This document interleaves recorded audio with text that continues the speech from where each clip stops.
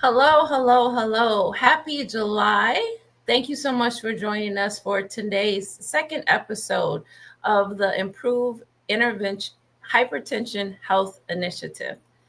I have a phenomenal guest with us, along with our, as we all know, our favorite health team and professionals, Doc G, Nurse Battle, and we have a special guest with us this evening. And as I always often forget to introduce myself, Athena McKay, the Executive Director of Flint Innovative Solutions. So excited to share this information with you. As we know, our current climate is very choppy right now. And so, as we take ownership of our own health, these are some tips and recipes for us to take our own health into consideration. I want to acknowledge our funders.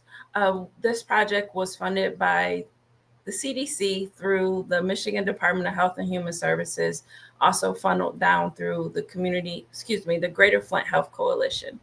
So,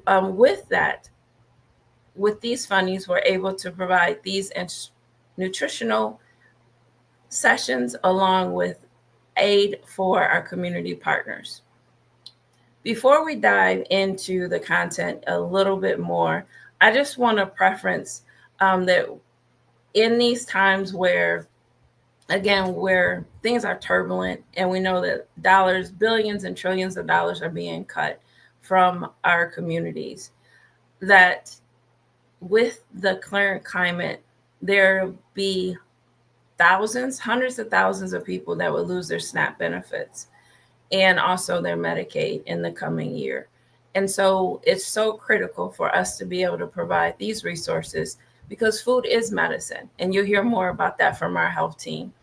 Food is medicine, and that is what will help us get through these times, to take ownership of our own health, and to be able to sustain and not only survive, but thrive.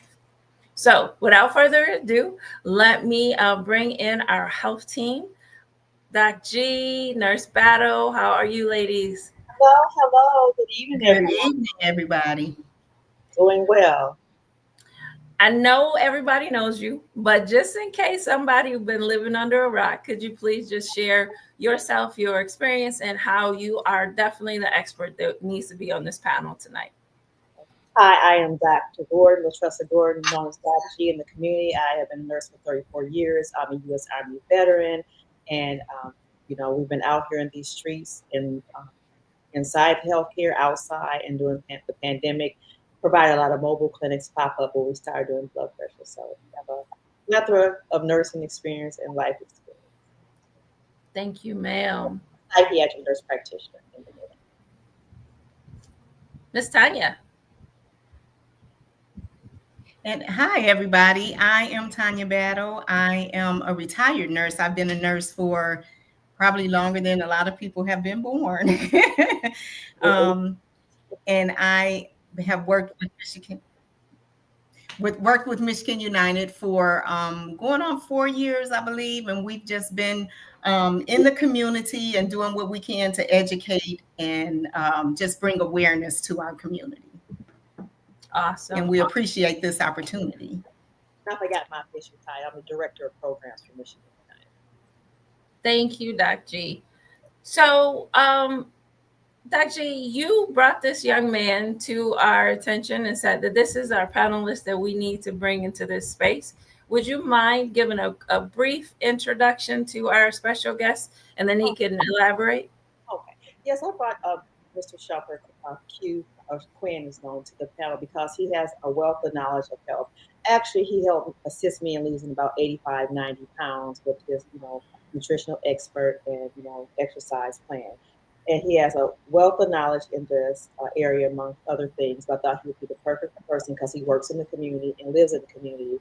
We're out here on these streets bringing someone in that knows us. So without further ado, I would like to introduce Mr. Quinn Shumpert.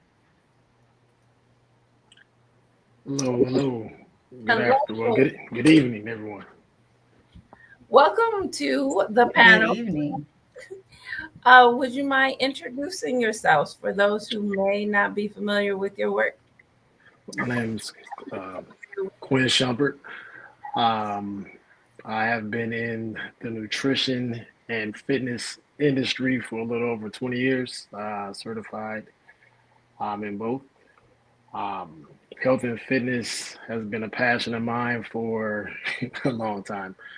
Um, and I'm happy to be able to share some of my knowledge and wisdom with you all. Thank you so much and welcome. So, you know how Doc G does. She sent a whole panel of questions for you, for us to drill you. So, before we even get started, I want to open it up to the community. Please don't hesitate. Drop your questions in the chat, whether you're on Facebook or on YouTube for our health team to be able to address. But before we take any of those on, um,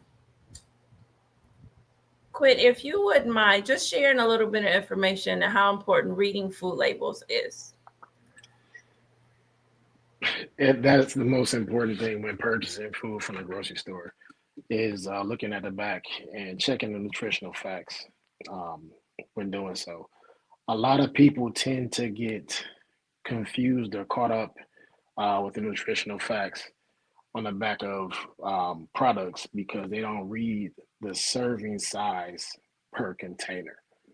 A lot of people just read the numbers and it says, okay, 60 calories, 1 gram of sugar, 60 milligrams of sodium, and 1 gram of protein.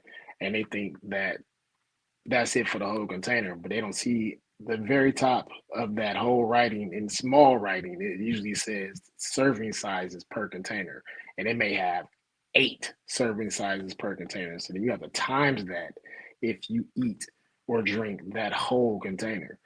That's where a lot of people get hung up at, and seeing how many serving sizes there are in the product that they're purchasing, um, and breaking that down according to whatever that says to get you those numbers, make sure they match.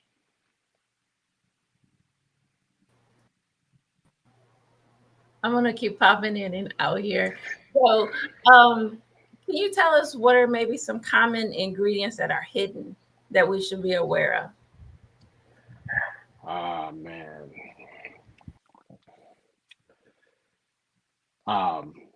Dyes, food dyes. You want to be careful. You know what I'm saying, yellow, red, um, aspartame. Aspartame is a big one when it comes to sugars.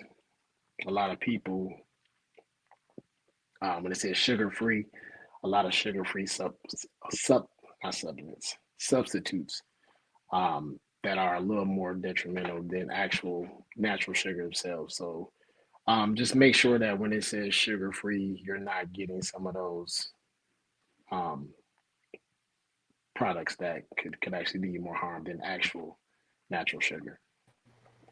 Awesome. Thank you. I'm going to bring in Tanya and Latricia too. Is there anything that you would like to add in regards to reading food labels? Oh, you're muted, ma'am. Yes, he hit it right on the head with the serving size. Like you say, you get a box or something and it says, 120 calories and for like a bag of chips or not chips, well, Smart Pop or something. And also the health items I learned too, just because it says it's diet or reduced calories, they have a lot of fillers in there that actually are worse than natural products. So always going with natural is best. Yep, and definitely, like he said, with the sweeteners, especially there, even though it says low or no sugar, there's some type of sugar sweetener, sucralose, or something in there. So it's, you definitely hit it on the head when you said read labels. It takes me so long in the grocery store because I'm like, Me too. labels. People get upset. Yeah, well, we didn't get there, but I'm going to be an advocate. A lot of you know that I'm in the and the Flip Food Policy Council, and we're really advocating for urban gardening. So we don't have to read labels because it's grown in our backyard. But I'm not gonna go there yet. Quinn, our next question is about calorie deficit and weight loss. How does that work? And we hear it often, but really, could you break it down to us so that we can put it into practice? Well, in layman terms, you have to burn more calories than you intake in order to lose weight.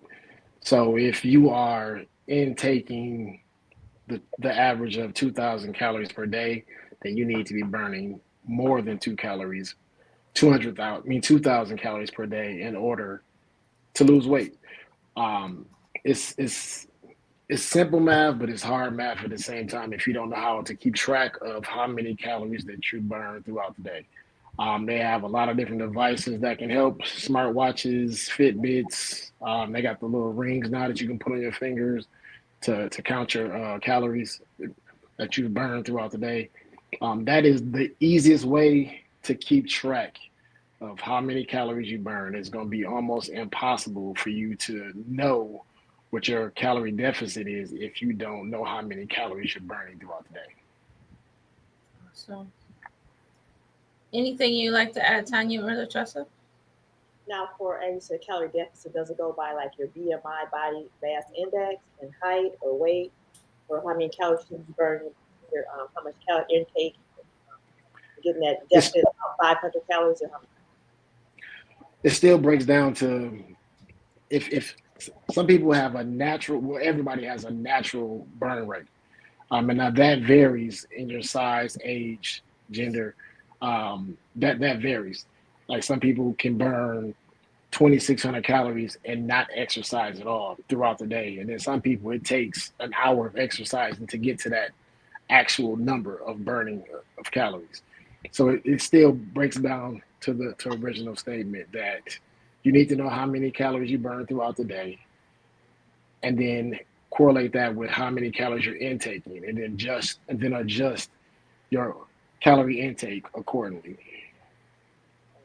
So, along with that, so how do you sustain a calorie deficit without like feeling like you're starving or feeling deprived?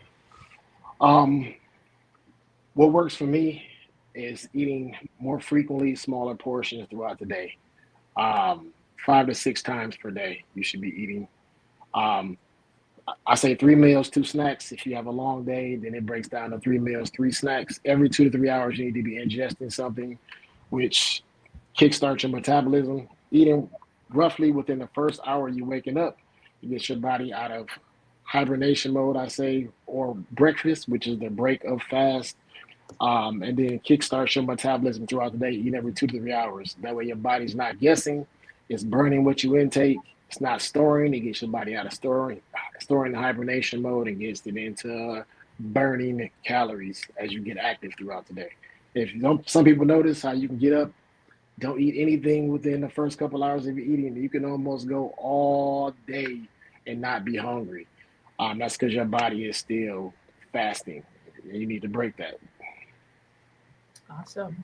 So that's what it is. I was just- And what role does weight loss play in improving your blood pressure and overall health, heart health?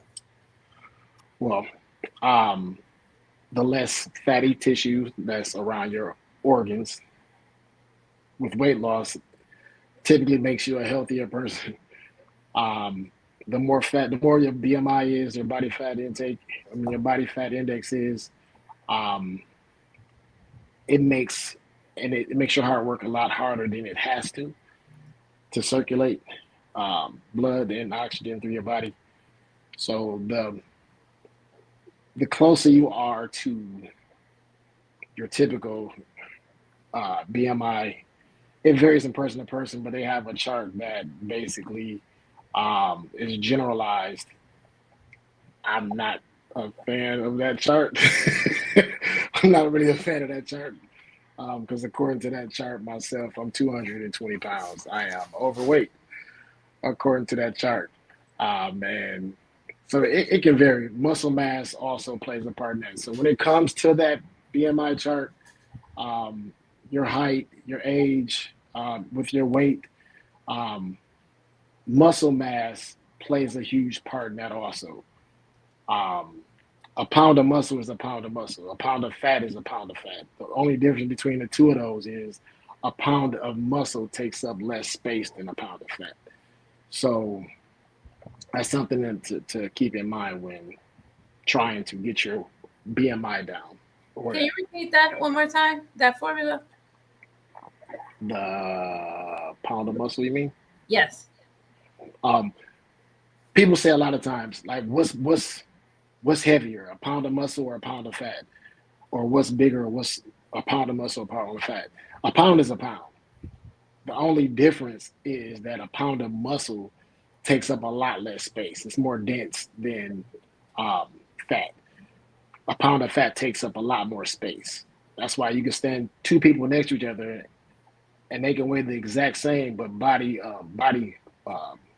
composition can be completely different. Your body fat plays a huge part in that. Awesome. There is, if we could go back just a sec, there was a question from the audience. Miss Betty asked, are food labeled as organic actually better than regular produced foods? Not necessarily. Organic just means typically away from certain pesticides or certain chemicals used to actually produce that product or involved in creating that product. Or organic in itself does not mean healthy. It does not mean healthier. It doesn't mean the healthiest option per se. The name in itself. So how can we know, or what are the ways that we can read through the label to know that it actually is healthier if it's organic, or is it? Getting back to that nutritional fact label. Reading that nutritional fact label, as well as picking something organic, you get the best of both worlds. If you're paying attention to that nutritional fact label, as well as having something organic, then you're avoiding the chemicals and the pesticides and all the things that come along with that, as well as making sure that the product that you're choosing has the grams of fat that you need, the sodium that you need, the amount of calories and the sugar and all those things that your body needs, as well as, like I said, that organic portion, whatever organic advantage, I guess I would say, when it comes to picking that food item. Dr. Jansen, you about to come in? The one thing is also a question too is like when you brought up gardening or organic your own garden. A lot of things around, especially around the area that we live in, like the soil that we have. So we talk about some options like maybe box gardening or different options when you're planting or trying to grow your own things. If you live in the Flint area, it's a good idea to use a box garden. Yeah. Box garden would be the best way to plant your fruits and vegetables. So raised beds and knowing that the soil may be contaminated. There are some ways to test the soil too. So facts. That's a whole nother program, but that is, Dr. G, thank you for bringing that up. So our next topic is tracking food intake. Quinn, you want to kick us off? There are a few different ways you can track your food intake. The old-fashioned and simple way, get you a 3-bind folder. Get your 3-bind folder and actually do your homework. Make sure you're measuring your food out according to the nutritional facts on the label and keeping track. That's one way of doing it. And you keep that little notepad with you or whatever and do it that way. Or they have a ton of different apps. MyFitPal, and there are a few other ones that are used to keep track for you. You type in whatever your food is, this already knows what the calories are as long as you put the portion size in, and it breaks everything down for you automatically. The only difference between using those apps is you actually don't learn some of the things that you could learn from actually doing the homework yourself. It's like a cheat sheet. Thank you. I'm just checking to see if my other experts are on here. Um, how can tracking food help stay accountable in making better health choices, food choices? By keeping track of your food, it keeps you from eating on the fly, typically. Um, Usually, when you track your food, you tend to meal prep, which also keeps you and holds you accountable when it comes to making healthier food choices. Meal prepping and that's just a way to, like I said, keep you from eating on the fly. Eating on the fly is the easiest way to get thrown off track. Um, Meal prepping, it's a little more work, but it's so much more benefits involved in meal prepping than eating on the fly and keeping your body on task. So I'm gonna. This is off script, but with meal prepping, how can you make it non-boring, or is that just part of the discipline? Um, you can break it up. I mean, there are so many different ways that you, for example, if you are some of the food choices for your protein, if you had chicken, turkey, fish, just plain those plain three protein choices: chicken, turkey, fish, and then you throw in any leafy greens, and then you throw in um, bananas, apples, and oranges as fruit. Just those few items right there. There's so many different ways you can mix those items up throughout the day, throughout the week. You can have so many different meals just off of those different items. Um, it's just creativity is everything, and we all have a smartphone. This smartphone here, my baby. Um, this smartphone here, um, Google, Google, Google is a cheat sheet. It's a huge cheat sheet. So if you feeling discouraged or you feeling like you're eating the same thing over and over and over and over again, Google. Um, Speaking to your phone if you don't feel like typing, which is another cheat, um, or you can type it in. There's so many tools that we have at our disposal to where there shouldn't be any excuse other than if you want it, it's easy to get it. You just have to stick to it.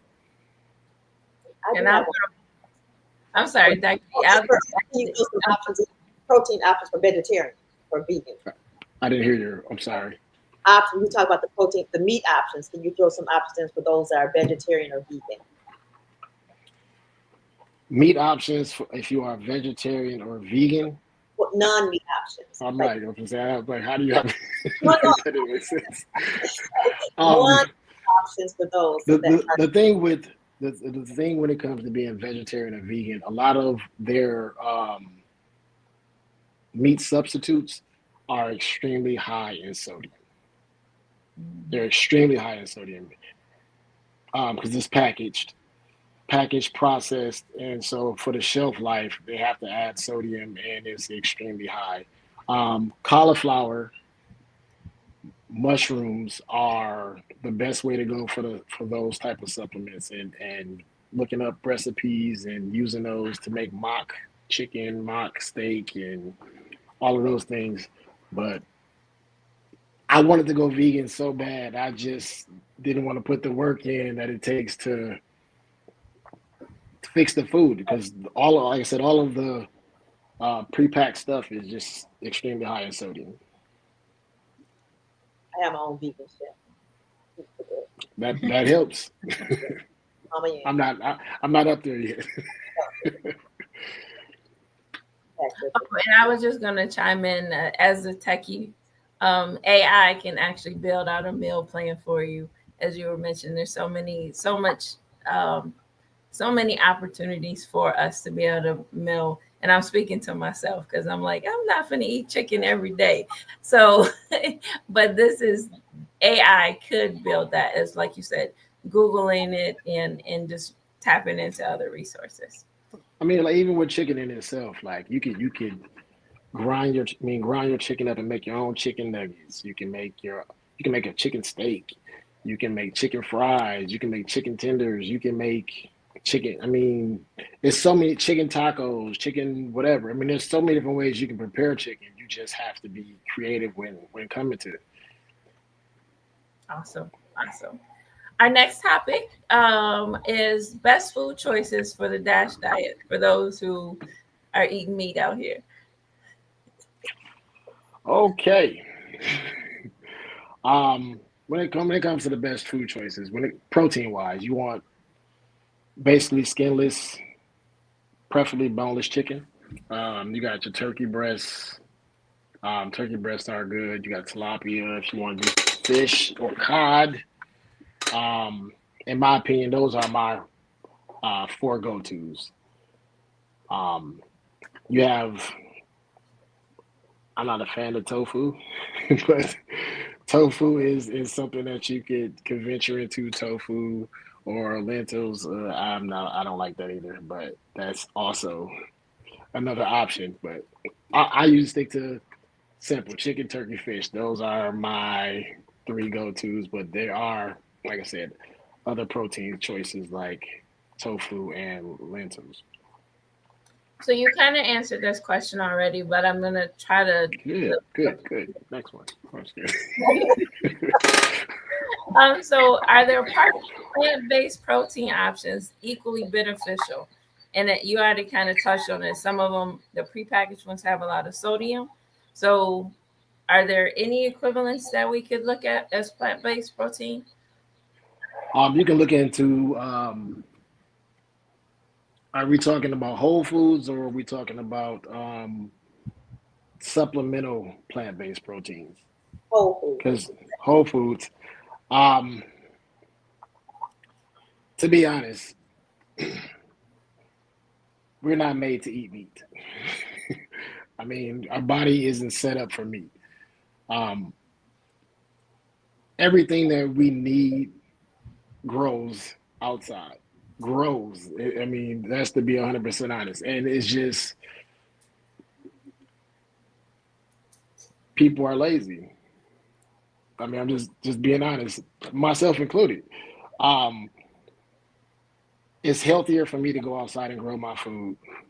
It's better for my body. Throughout longevity, it's better. It's Mhm. healthier. I can build the same muscle mass based off of fruits um, and vegetables. Um, consuming zero dead meat. Mhm. That's um, unfortunately a lot of us don't have the time. A lot of us don't have the capacity that's required to do so. Mhm. But to answer back to your question, can you leafy greens? I mean, it's like gold when it comes to um, plant-based proteins. You got to eat a lot. You can't. You have to eat a lot. It's a lot that you have to consume. But um, your leafy greens would be the way to go. Fresh leafy greens, fresh, Yes. not frozen, fresh. So you mentioned there's a perfect segue to the next question, set of questions. They were lazy. Me too. I am. So what are exercises for our healthy heart and weight management? A few different walking. I mean, just moving around. So if you sit all day, if you sit at a desk all day, get up, walk around your office, walk around your room. Walking is great exercise if you can. If you can't walk and you're in a chair and you can move your arms around, I mean, just get your body moving. Any type of movement is great exercise to start. Um, Depending on your level of fitness and your level of mobility, then there are other things that you can piggyback on top of that. I don't know if that's this segment or not, but it's there's levels to fitness, and getting your body moving is a start. So how can exercise complement dietary changes for better blood pressure? We worked with a lot of seniors in this project, this particular project, and they are like gung ho, like I need to bring my numbers down. Even after the first month, we saw numbers drop down after we shared the DASH diet information, and it's really encouraging.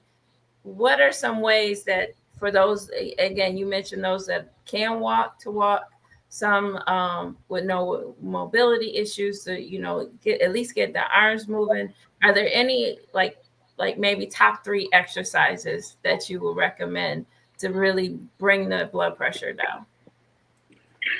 Well, for the individuals, a lot of people, I mean, just something as simple as we all do it. Something as simple as when you stand up and you sit down. A lot of people, when they sit down, they come to a point and they just fall into their chair. Mm-hmm. Instead of just falling into your chair, controlling your body, and sitting down. The same thing with standing up.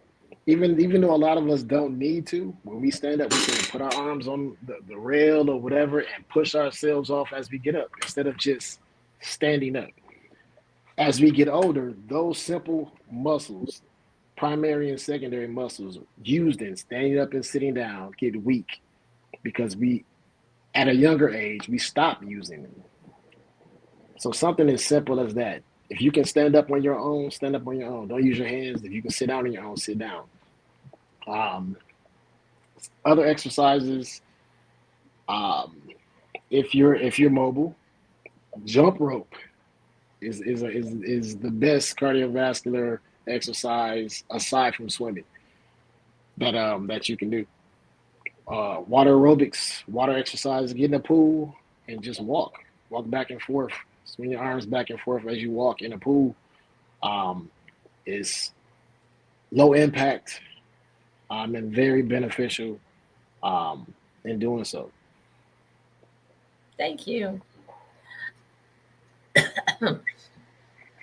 I'm smiling because I love to swim. And after I had an injury with my knee, I couldn't play basketball for a long period of time. And so swimming was my therapy. So I was kind of like, yeah, get back out of that pool.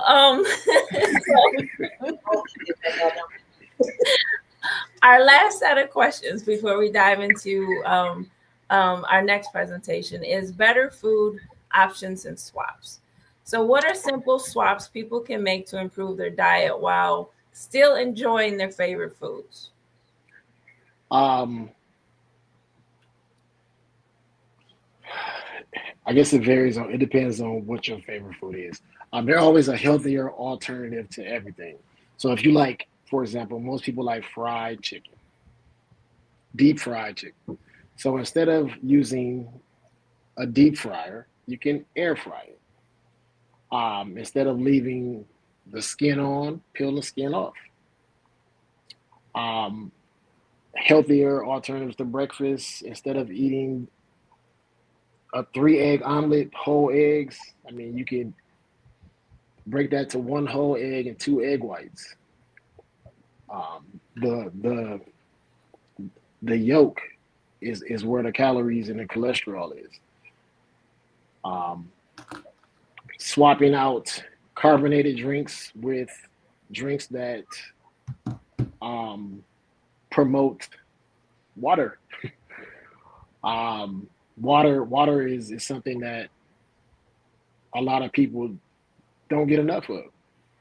A lot of people don't get the amount of water in their diet that's required to flush out the impurities or all of the bad things that are in our body that needs to be flushed out and keeps our body hydrated. And so, and even regulating the sodium. I mean, water helps regulate your sodium levels as well. If you're not getting enough water and you're intaking sodium, then you start to look bloated and your body starts to retain water. And you start to have that bloated type look. I mean, that's kind of like a huge question. But there's always a healthier alternative to anything. Pizza, if you like pizza. So instead of getting a deep dish, get a thin crust. Get a thin crust with veggies and chicken versus pepperoni, sausage, ham, and all that other stuff. Um, but for me, air fryer, grill. I grill a lot. Uh, um, I try to stay away from grease. I grill a lot. I grill all the time. It's a healthier way to prepare your food, and your food doesn't sit in its grease that comes off of it. It falls off. Cooking something in the oven where the natural grease from the food comes into the pan and it's still sitting on it. It's still sitting in that grease, and so which it can tend to reabsorb. So grilling, water, um, and finding that happy medium versus um, the quick, easy, bad way. Gotcha. Tanya, I think I heard him invite us to go to while he grilling. That's what I did. And also portion control. What is portion control? Portion is huge. Yeah. Portion is also a good one. Portion is also a good one. And you never should eat to be full. A lot of people feel like when they eat until their body tells them they're full. Um, by the time your body, that signal gets to your brain and tells you you're full and you're still eating, it's too late. So another way to help with that is you drink a bottle of water prior to you eating. That'll keep you from overeating. When that signal gets to your brain, if that you're one of those people that don't know what's enough, or you're only eating until your body says stop, drink a bottle of water first, and then continue to eat or start to eat, and you'll find yourself eating less, and also being able to stay hydrated in the process. Speaking about hydration, what role does fruit, vegetables, and whole grains play in the DASH diet? You said fruit, vegetables. I'm sorry, I didn't hear that other part. And whole grains. Um, Depending on the fruit, a lot of fruit has so many. What's the word I'm looking for? So many different attributes that are beneficial. Uh, Different vitamins. Fruit is abundant in vitamins, natural vitamins, antioxidants, as well as fiber and things that the body needs um, to help with keeping your body regulated. Um, I'm a huge fan of watermelon. Watermelon is basically like what it says, watermelon. It's a great hydrating fruit. Um, Me personally, I'm not really big on any other fruit. Like that is like, other than bananas, and that's because I need the potassium. I mean, bananas are huge in potassium. I do frequent with nuts. Almonds. Almonds are, in my opinion, one of the better low fattier nuts um, versus some of the other options. Cashews, peanuts, pecans aren't that bad, but in my opinion, almonds are the raw almonds, not salted, crunchy, uh, the sugar almonds. We're talking about raw food, raw nuts here versus the salted and sweetened. Awesome. Well, thank you so much. There's still so many questions that we have for you. We probably need to bring you back. I really want to know how Dr. G, you were able to help Dr. G drop those pounds even in more detail. So we're going to shift just a bit to our next presentation on shopping, preparing, and cooking food, which you really just summarized. But Dr. G, if in Nurse Tanya, if you wanted to share, we can walk through some of these slides. Okay. All right. So we're just going to talk about shopping, preparing, cooking food for better blood pressure management, Healthy Heart Ambassador, the blood pressure self-monitor program that we're in.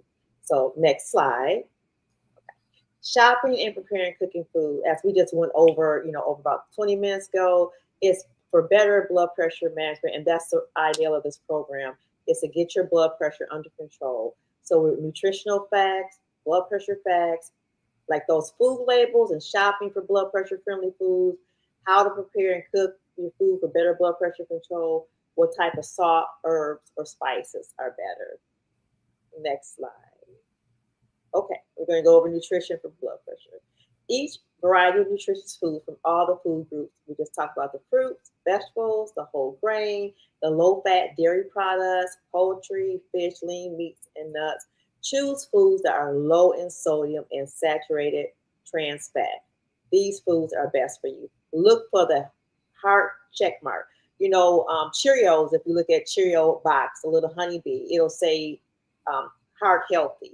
So look for that check mark. The American Heart Association check mark. Those foods are lower in sodium and saturated fat, cholesterol.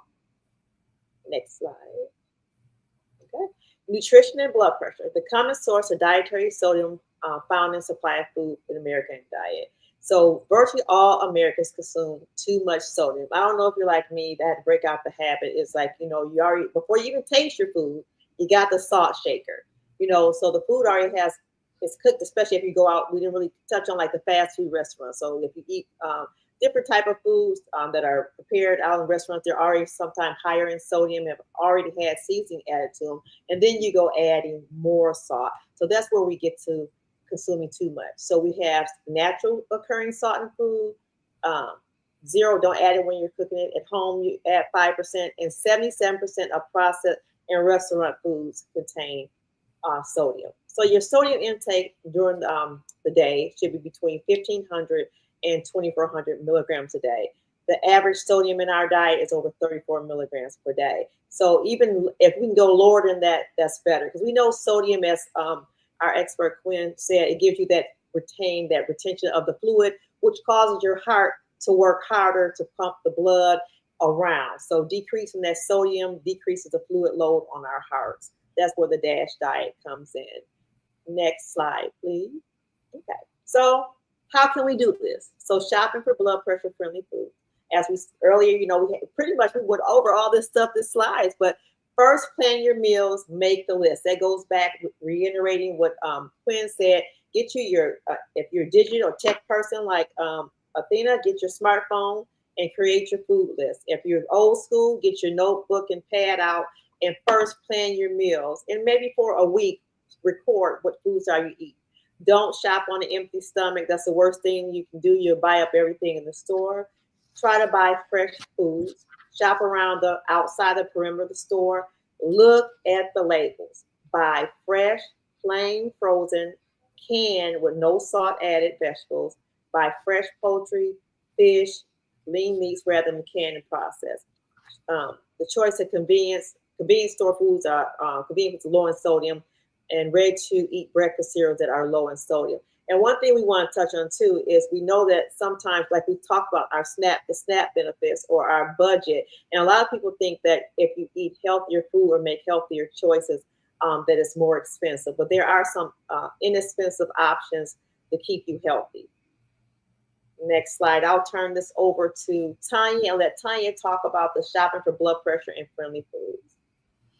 All right. So shopping for blood pressure and friendly foods. We want more grilled and baked chicken. And again, as we go through these slides, we are just really reiterating what Quinn just told us. So grilled and baked chicken, turkey, and remove the skin. I remember him, saying that specifically. We want fresh fish. And even with your canned fruit, your canned fish, or even vegetables, to rinse, you can rinse them, and that will eliminate some of the sodium in them. You want to read the labels and stuff again, and choose low sodium canned foods. If you get canned foods, low sodium, reduced sodium, or low salt. But as we just learned, they still will have some some content of sodium in them. So, be very careful. Just make sure you read the labels. Also, fresh or frozen, no salt added, or again, rinse your canned vegetables. Some foods that we don't want to choose are canned fish, like tuna fish, canned foods packed in broth or salt. Most cheeses are processed and they have a lot of sodium in them. Salty chips, crackers, popcorn, pretzels, canned vegetables again, and even condiments and seasonings, ketchup, soy sauce, bouillon cubes. They all are loaded with sodium. So we want to choose that less often when we're shopping. Next slide, please. Shopping for blood pressure friendly foods. Again, by adopting the habit of reading labels, you can choose your foods more wisely. Watch for foods that have high levels of saturated fat or trans fat, or that include hydrogenated fat. These all can raise your cholesterol. Watch for foods that are high in sodium, and because these can raise your blood pressure. On an average, the higher your salt intake, the higher your blood pressure. So we definitely want to be mindful of our salt intake because we don't want our blood pressure to be increased. When reading labels, watch for the key terms and know what they mean. Free, very low or low, and reduced or less. Know what those mean. And again, read your labels. I'm going to turn it back over to Doc G. Next slide, please. Okay. So shopping for blood pressure friendly foods. This is just an example of some of the label, as we spoke about earlier, your nutritional facts, like the serving size. So this label says the serving size is 1/2 cup and it serves about 3. So you know that for the 60 calories per serving. So that means you only get 1 serving, not the whole can. It talks also right there, you see total fat. It has calories of 60 calories from 60 calories, 0 calories come from fat. This is for frozen peas. Okay, so frozen peas versus canned peas. So you have total fat 0, saturated fat 0, cholesterol 0, and sodium. There we go, right there. The key thing, sorry, is 125 milligrams of sodium. So 5% of the calories is coming of your daily balance coming from sodium. Carbohydrates is 11 grams, and fiber 6, and then we got some sugars and the protein 5. Now let's switch over to these canned peas. Let's see what they're hitting for. So we have serving size again 3. The calories are the same, 60. Total fat 0, saturated fat 0, cholesterol 0. So here we go. Can you see the difference in the comparison? So for your frozen peas only have 125 milligrams of sodium, and the canned peas have 380 milligrams of sodium. That's for 1 serving. So, if you have your handy dandy calculator out, you can calculate, how many, I ain't good at math, but yeah, get your handy dandy. A lot of sodium.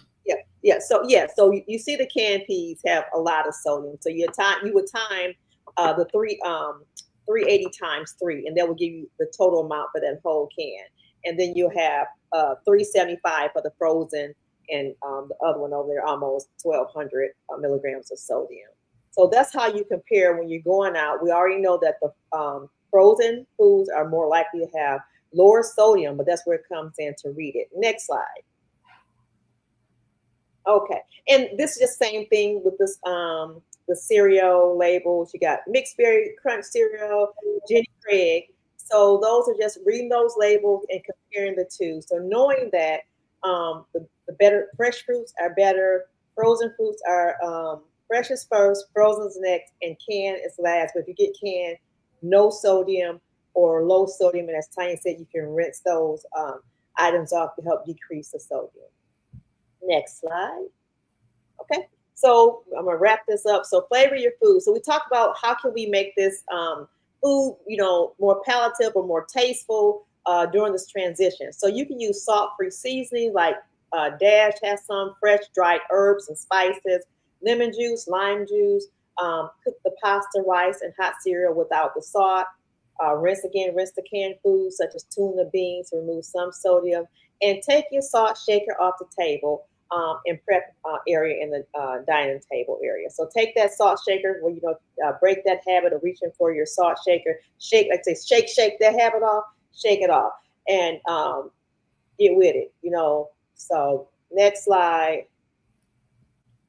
Okay, so we won't go over all these. We're going to kind of wrap it up, and then we'll bring Athena back. But this is just some different type of herbs. You'll be those in the program. We'll be sending out diet plans and a shopping list that's best for suited for this. And if you have any other questions for Quinn, Athena will direct you to him as well. I'll turn back over to Athena. Thank you so much, ladies. That was a lot of information. And I want to bring Quinn. Thank you so much for summarizing all of that. But putting it into this neat little package. I'm going to drop in here again. We only have about 6 more minutes left. So please drop your questions in the chat. I'm going to do a few announcements really quick. So bear with me. We got a lot going on in the community. So first and foremost, as many of you may know, we have the Flint Eats app. As Quinn mentioned, there's technology available to track your food. So in the Flint Eats app, you can share tips, deals, recipes, and also review food retailers. So go ahead and download the Flint Eats app today. It's available in both Android and iPhone. And along those lines, we do have an upcoming listening session. Let me get myself together here. Hold on one second. We have an upcoming listening session where we are inviting all of you to join us in reframing the Flint Eats app. So that session will be coming up on July 23rd and July 25th. So Wednesday evening, 5:30 to 7:30, or Friday the 25th from 11:30 to 1:30. It'll be at the Flint Public Library. Here is a QR code, which is very small, but it is on our social media platform. We ask you to RSVP. We'll have some healthy food there. And so we want to make sure that we have enough to accommodate everyone. Again, the Flint Eats app was designed by community for community, and we have funding to revamp it and make it even more appealing and more user-friendly. So please join us on Wednesday, July 23rd from 5:30 to 7:30, and or Friday the 25th. You can do either or. We just have 2 sessions to accommodate folks' working schedule.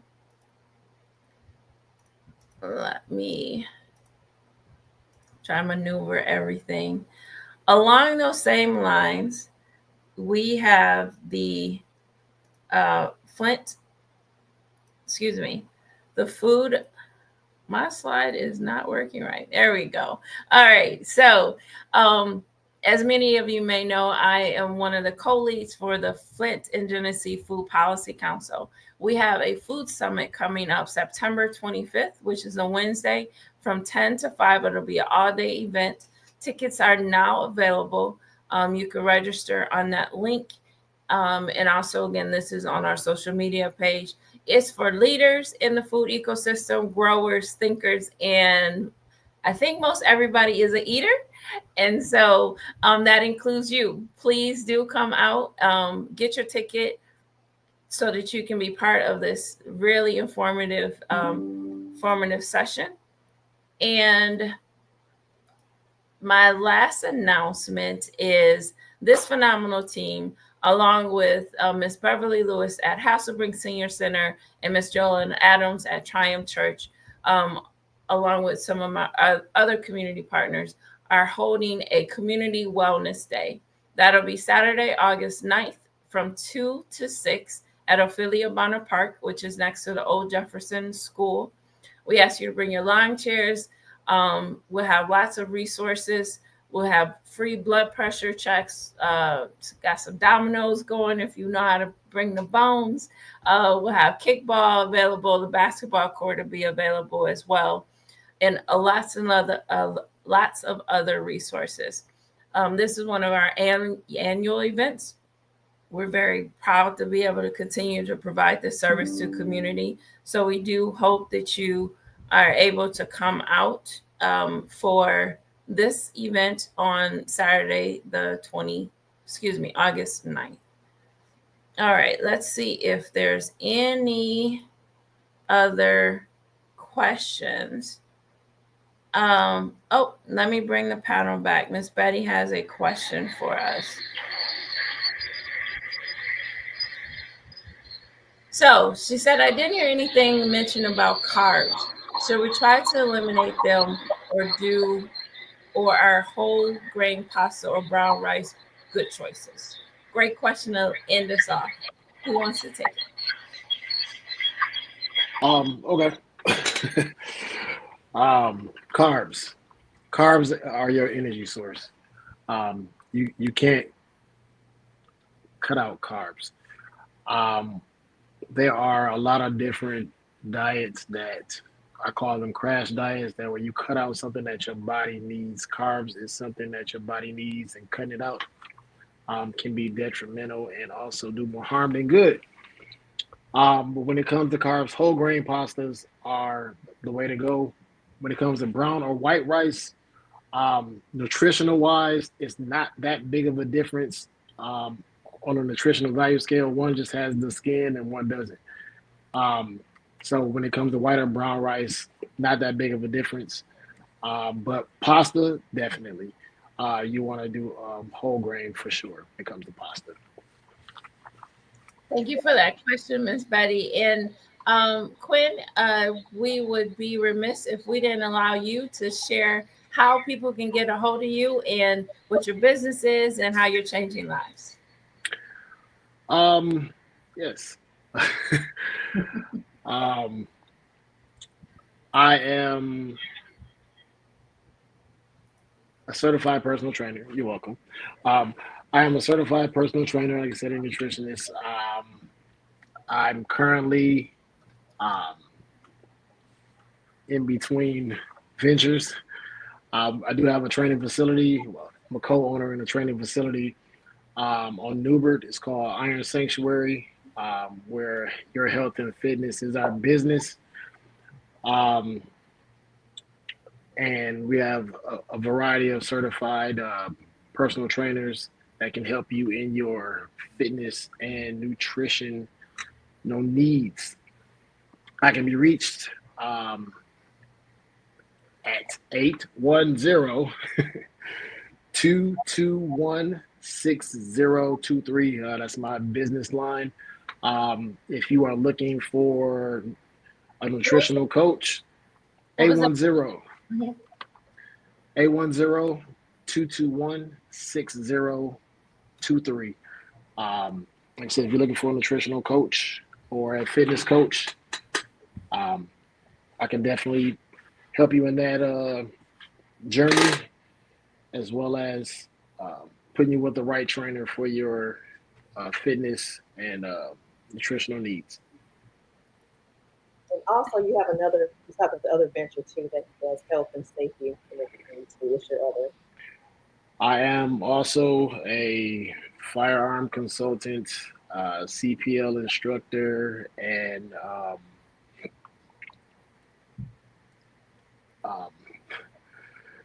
can assist you in your personal safety needs, as well as helping you with firearm safety, as well as being certified to carry a firearm and learning and knowing how to use your firearm efficiently and effectively and safely.